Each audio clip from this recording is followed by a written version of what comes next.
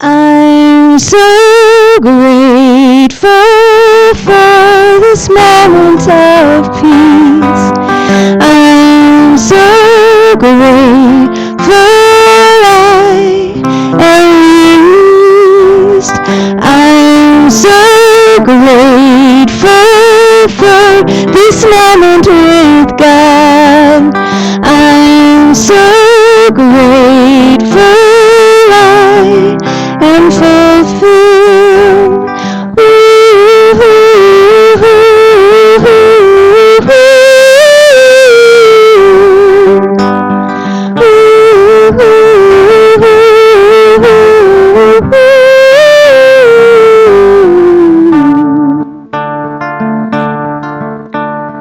My heart said to me, I will never lead you astray. My heart said to me this way.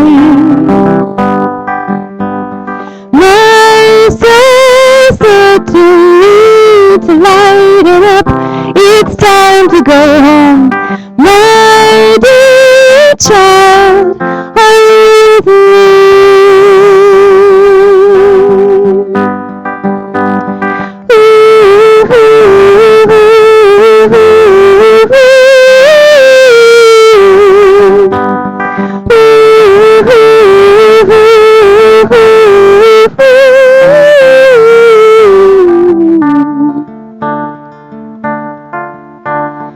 I'm so grateful for this moment with God. I'm so grateful I am content. I'm so grateful for this moment with God. I'm so grateful I am fulfilled. My heart said to me, I will never lead you astray. My heart said to me this way. Keep going. My soul said to me, celebrate this time to go home. My dear child, are you with me? Keep going.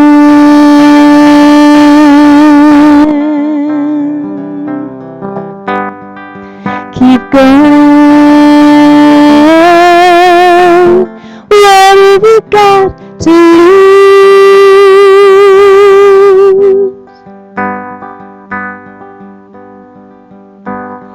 I'm so grateful for this moment with God. I'm so grateful I am content. I'm so grateful for this moment with God. I'm so grateful for this moment with you. Thank you.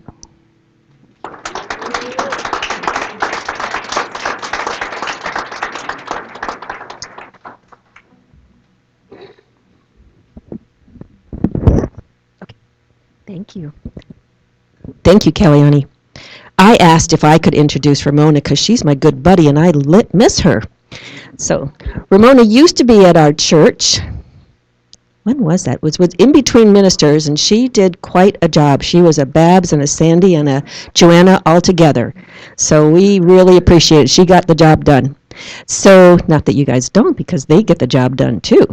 But Ramona and I went to practitioner classes together, along with Doug and Margie, John and Tommy, and Rosemary. Yeah, we were the Magnificent Seven. But now there's not as many of us left. Ramona, of all people, went and moved to you're probably the first to leave. She moved to Sacramento, so she joined our West Sac church, which we're okay with that. But I do miss after class. Ramona and I almost every time after class, but Julie was teaching the classes, we'd go and have tea and sometimes pancakes at Denny's. So I miss those days. But since then, she not only finished her practitioner, she went on to become a minister, which none of the rest of us have done. So we are very proud of her. And she is with the West Sac Church now. She does do hospice kind of work, chaplain. She does, if you need a funeral done, she does a lot of those.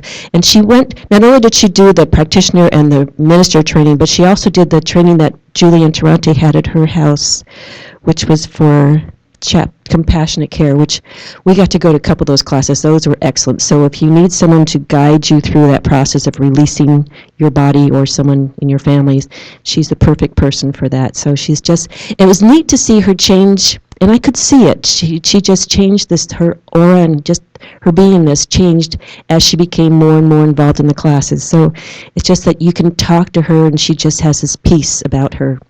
And it's so wonderful. And she's such a wise woman, too. And she also uses her ministry now when she goes out on the road taking what do you call yourself? It's a tour guide type of tour director with them, which is a great place for ministry for older people that are, not only is she the tour director, she's also the inner director, too. So you're going to enjoy hearing her speak today on finding your voice. So here, Reverend Ramona Gooch. Thank you. Thank you. You know, as Mary Ellen was doing the announcements today, I had two thoughts that came to my mind. One, of what a feeling it is to come home.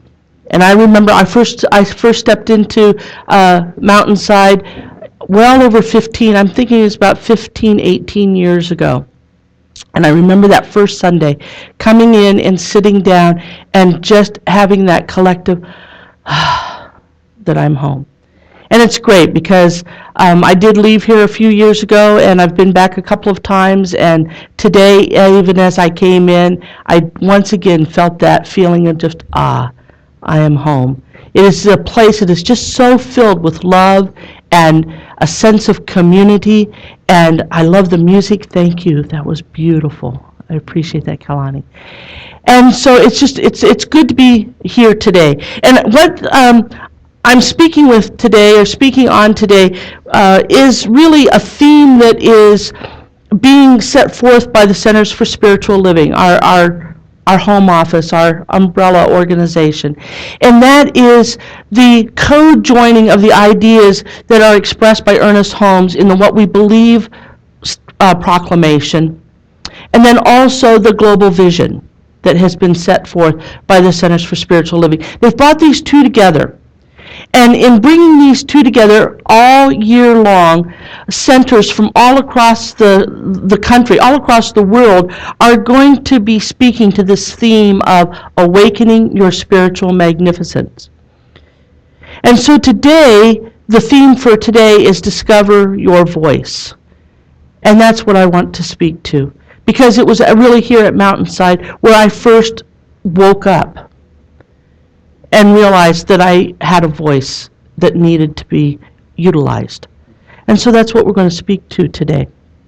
But before I do that, I have to just acknowledge what today is.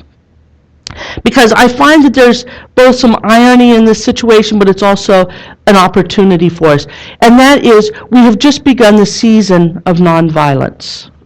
It began January 31st. And so we are in this season of nonviolence, and today is Super Bowl Sunday. Good. You all got the irony of that. That's great. Okay, so, you know, I really want to acknowledge today, because there is an opportunity for us here. Today is one of the most violent days in America. Today is a day where 1 out of 4 women will be victims of domestic violence or human trafficking. This is a very violent day. It can be. Historically, it has been. And so what I'm asking of all of you is that we just take a moment right now before I begin talking about our voice. And let us declare that this is a day of positive energy. That this is a day of connection, of deep, heartfelt connection between one another. Let us declare that today is a day of profound joy in the sense of community as people come together in their homes and sports bars and wherever it is, stadiums. They come together, that they sense that joy of community.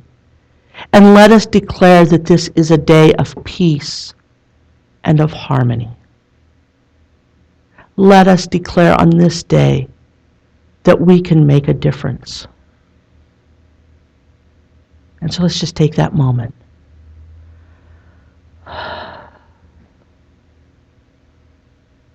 I have to say this because, of course, I'm going to a Super Bowl party this afternoon, and, I got to be in right spiritual frame of mind as it goes on.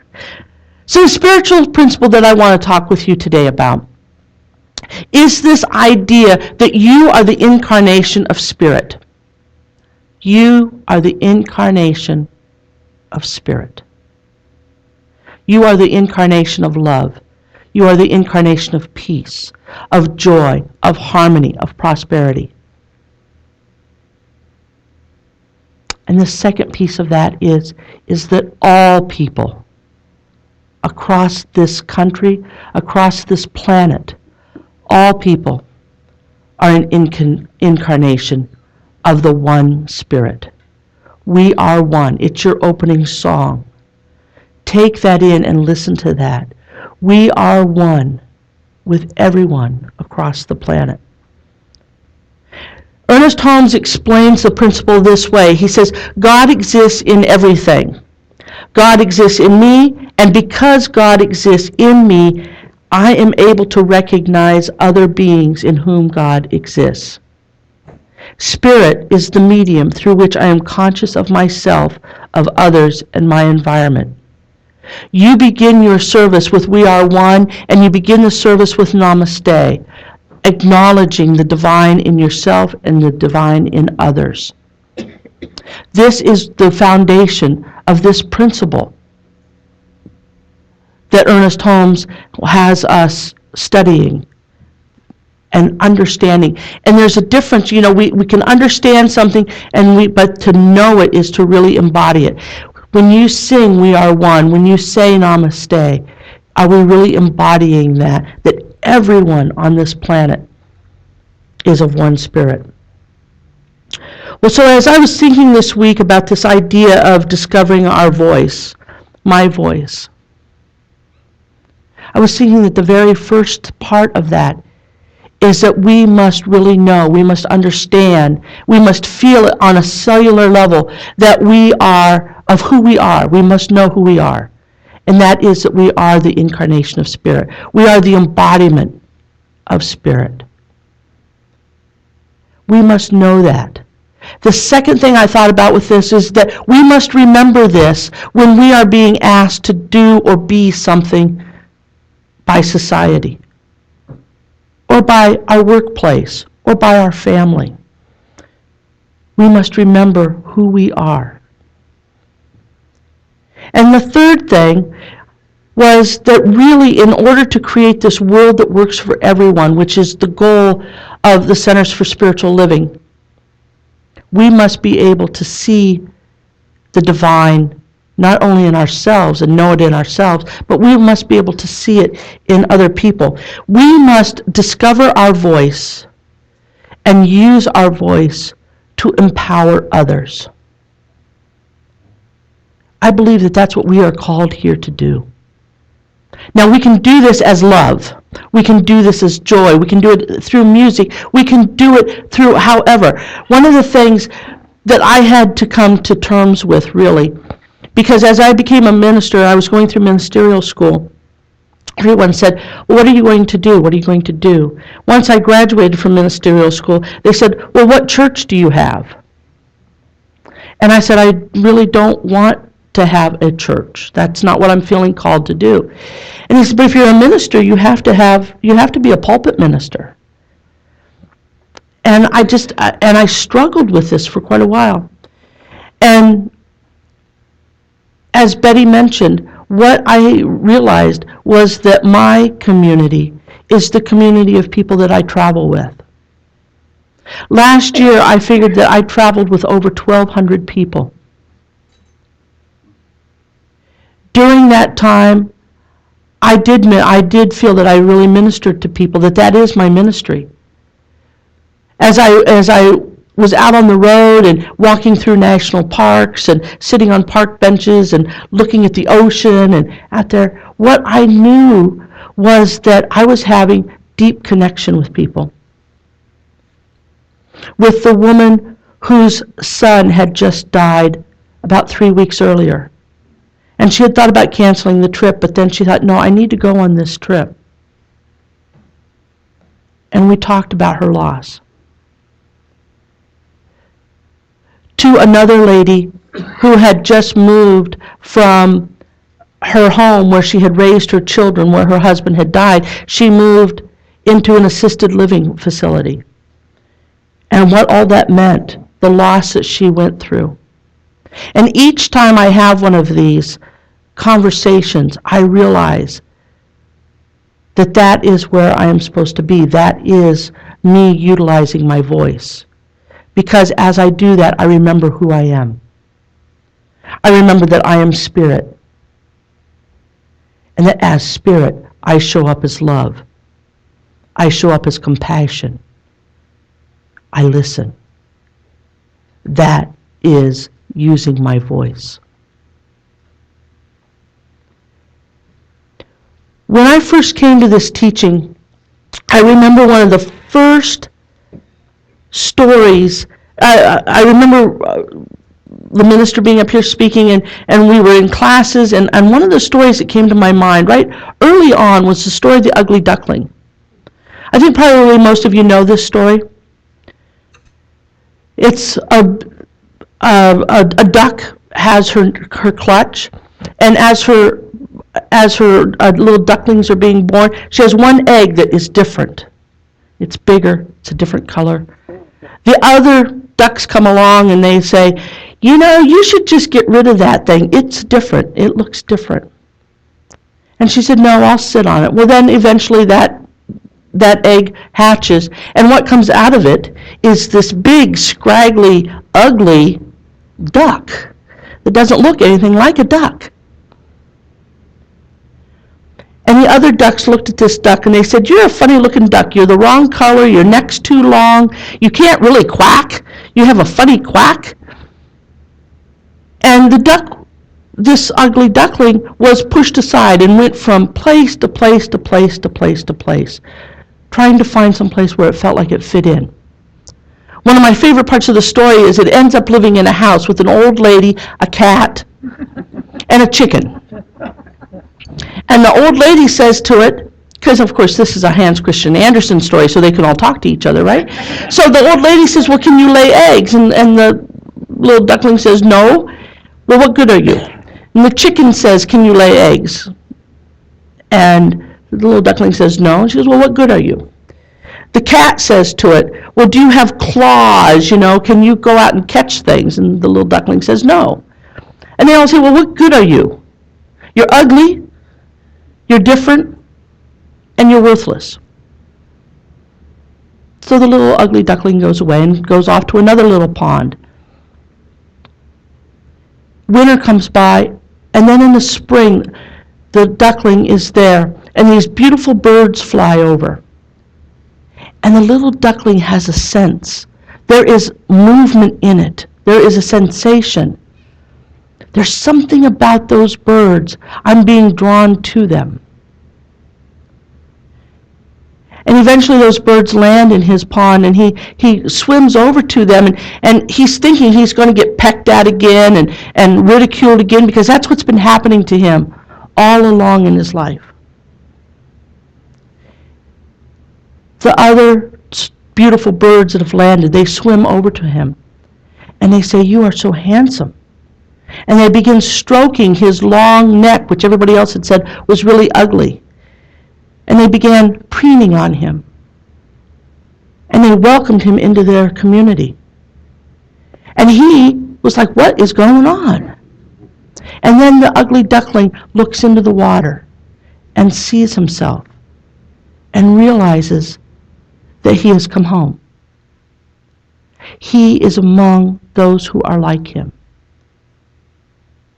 And he hadn't been quacking, but now he lifts up his head and he lets out a giant trumpeting swan sound. This is our story.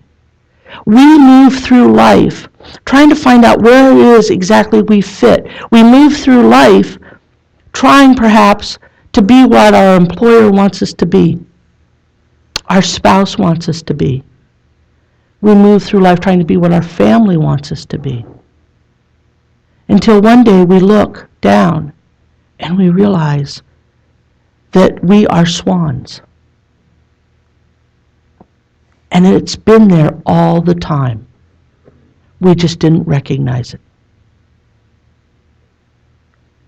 This is the beauty of finding our voice, is remembering who we are, remembering our wholeness, remembering that you are the spark of the divine. For me, one of my biggest challenges is self-chatter. You know, I don't need all those other ducks out there saying, nah, nah, nah, nah, nah, nah, nah, nah, right? I've got that going on in my own head. Got that going on. So the voice that I want to talk about today that we remember is the voice of the divine that speaks through us, as us, not that little chattering that goes on in our head. When I say we need to discover our voice, it is being able to come to a place where we can still that inner critical voice that we have. That inner critical voice we have is very important. Because that inner critical voice that we have has saved us from doing some really stupid things maybe sometimes. Doing something that we shouldn't have done. But we need to learn to control that inner voice and all that chatter that we have going on so that we can be still and know the voice of God.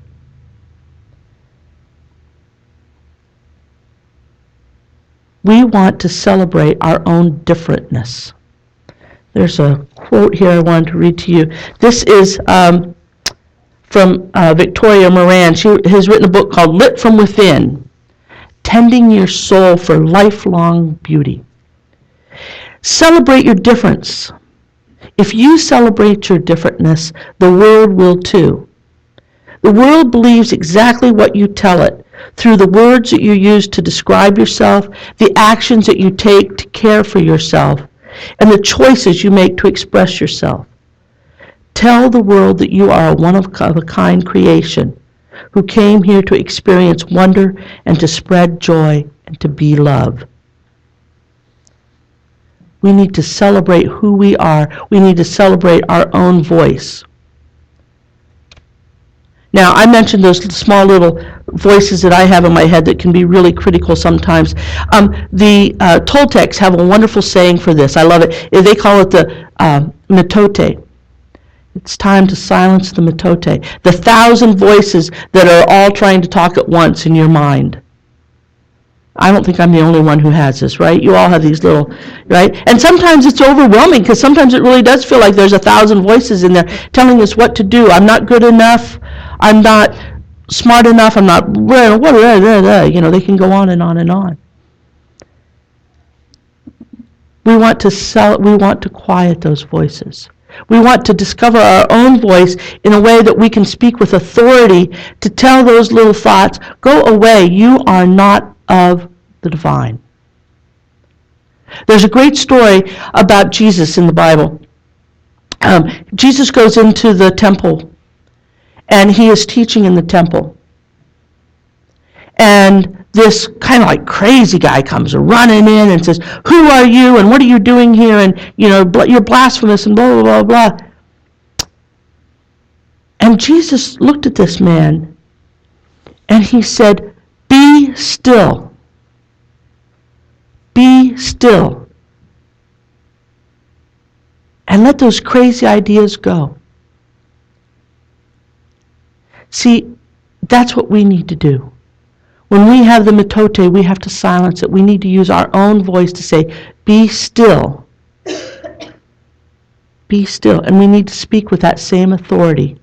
Because we are the incarnation of Spirit, we have all the power, we have all the presence, we have all the know-how to say, be still and know. Be still and know who you are. Remember who you are. So once we've taken care of ourselves, we want to take on the world, right? We want a world that works for everyone. We know how to ground ourselves in spirit, to quiet the mitote, to speak with authority on the divine, because we're speaking of ourselves. But now we want to create a world that works for everyone, because a world that works for everyone works for me too. I heard a story in the last month or so, a story of Larissa Hawkins, and she is a associate professor at Wheaton College in Chicago. Has anybody heard about her? Yeah, a couple of you have. This lady, I think, is an amazing example of discovering your voice and at the same time recognizing the spirit that is in her and that the divine spirit lives in others, that all are the incarnation of spirit. So she's an associate professor at Wheaton College. Wheaton College is a Christian college. I'll go so far to put a label on it. I'll say they are a fundamental Christian college. And she is the associate professor there of politics and international relations. And she wanted to teach her students. She wanted to get her students engaged in this idea of embodied spirituality, embodied solidarity. And what she wanted her students to really grasp and understand as they were studying international affairs is that we are all one. There is one God, there is one Spirit, there is one life, and we are all a part of it. And as an example of this, she decided that she was going to wear the hijab throughout the Advent season. So on December 10th, this is what she wrote. She issued a statement. I stand in religious solidarity with Muslims because they, like me, a Christian, are people of the book. And as Pope Francis stated recently, we all worship the same God. I will wear the hijab to work at Wheaton College, to play in Chi-Town, at the airport, on the airplane, and at church. She has been suspended from her teaching position. She is currently on administrative leave. Because what they told her was that she had to make a choice. She could either stand with the Muslims or she stood with the Christians. Now, I'm not here to banter about the Wheaton College's point of view. What I want to focus on is this woman's incredible voice. Because she stood up with them, and this is what she wrote this is what's on her Facebook page. As her students were rallying and having sit-ins and all coming together to support her, what was happening, they were all bashing Wheaton College. They were speaking ill of the provost, of the president, of Wheaton College in general, of everybody, the administration. This is what she wrote. Friends, embodied solidarity is not demonizing others in defense of me. Our provost is ill. Please pray for him. For I know that I know that the stress of this situation exacerbates his medical condition. I remind you that I donned the hijab out of solidarity, and in the spirit of embodied solidarity, those of you who are inclined to wish Wheaton College ill should instead shower Wheaton College, the administration, the officers, and all students with thoughts and prayers and actions that emanate love, grace, peace, and forgiveness. This is the discovering our voice.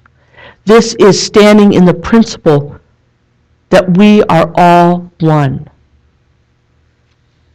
When we can stand in that place and use our voice, remember who we are. Remember who we are when we are being asked by someone to be something else. And then using our voice to stand and recognize that all people across this planet, regardless of their color, of their race, of their religion, are all one in spirit. This is what we are being called to do, being called to remember who we are. I want to close with a fun little story. It comes out of Robert Fulgham's All I Really Need to Know I Learned in Kindergarten. Great wisdom from children. Giants, wizards, and dwarfs were the game for the day. Being left in charge of about 80 children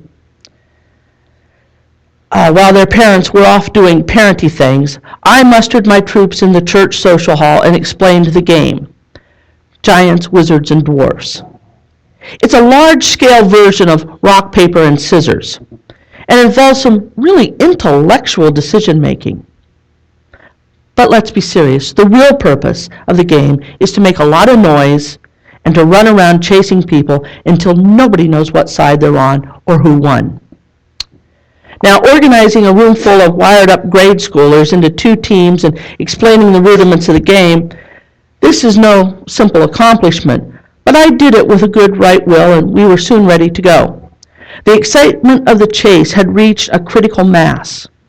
I yelled out, "You have to decide now which you are, a giant, a wizard, or a dwarf."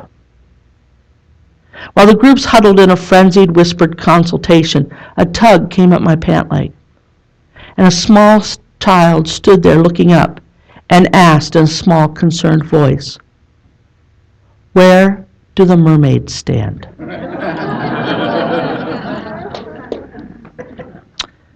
A long pause, a very long pause. Where do the mermaids stand? "Yes," said the small child. "You see, I am a mermaid." She did not relate to being a giant, a wizard, or a dwarf. She knew who she was. She was a mermaid. And she was not about to leave the game and go over and stand against the wall where a loser would stand. She intended to participate wherever mermaids fit into the scheme of things, without giving up dignity or identity. She took it for granted that there was a place for mermaids. Where do mermaids stand? All those who are different, who do not fit the norm, and who do not accept the available boxes and pigeonholes. You answer that question and you can build a school, a nation, or a world on it. Where do the mermaids stand? Today, I invite you to find your voice and be a mermaid. Namaste.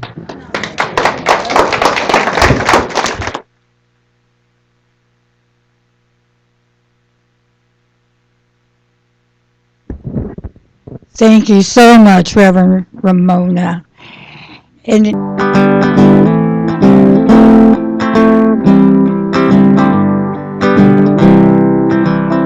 Like a loon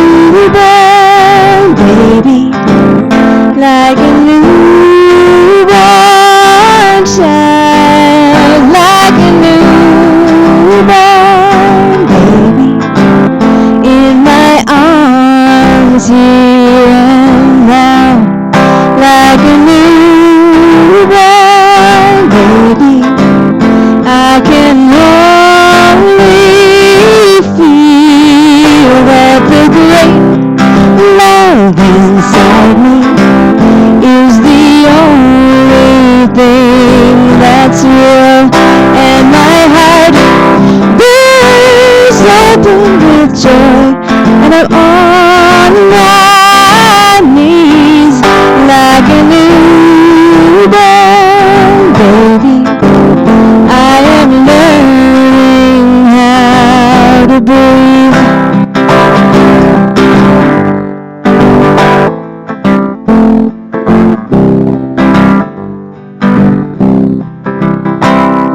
Grace is preparing everything for us. There's a great love unfolding. All we need to do is trust like a newborn baby, like a newborn child, like a newborn baby. In my heart here now for this newborn baby. I'll be a safe place to be for this newborn baby.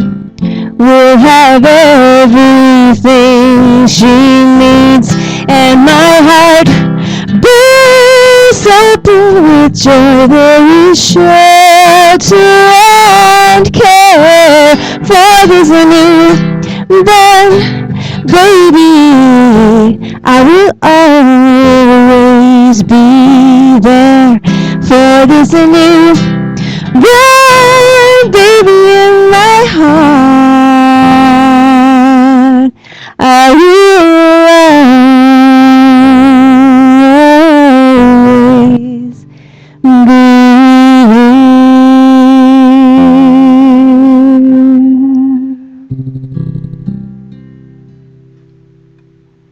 Thank you. Thank you. Thank you.